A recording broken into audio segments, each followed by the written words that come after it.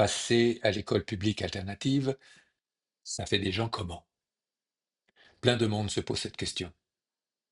Je suis donc allé retrouver des anciens élèves, des anciennes élèves de ces écoles, pour leur poser la question. Que retiennent-ils de leur passage à alternatif? Voici dans leurs mots.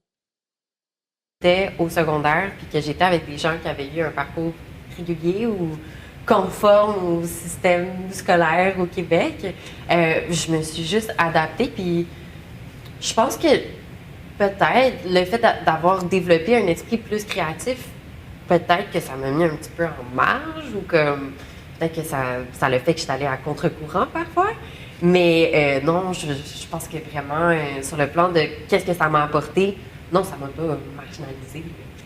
Au contraire, c'est une grande richesse, je dirais.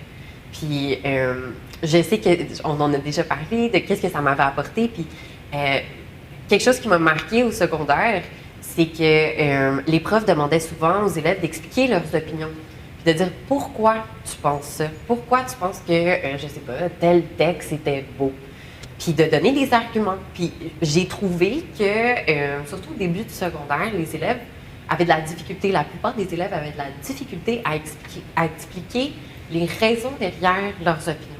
Puis ça, c'est quelque chose qu'à partir de 5 ans, on te demandait de faire à Jonathan. Puis c'est ça, là, de développer un esprit critique, de développer une réflexion sur tes propres opinions, de pourquoi tu te positionnes comme ça, pourquoi tu as tel et tel goût. Ça, là, je me suis sentie aussi privilégiée d'avoir pu développer ça à un très jeune âge. Puis l'esprit critique, l'autoréflexion, ça fait encore partie des choses que je dirais de nos qualités, là, c'est toi aussi, là. Je trouve que niveau habileté sociale, j'ai l'impression que c'était plus facile. La débrouillardise, c'était plus facile.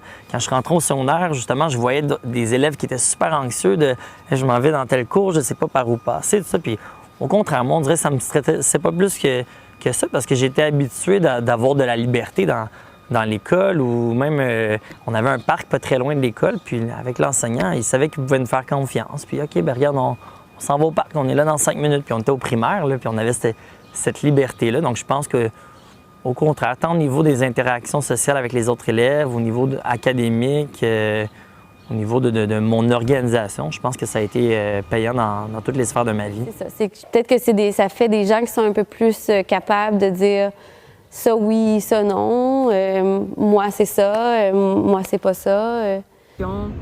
On a peut-être un peu plus de personnalité, mais en même temps, je sais pas, c'est l'impression que j'en ai. Mais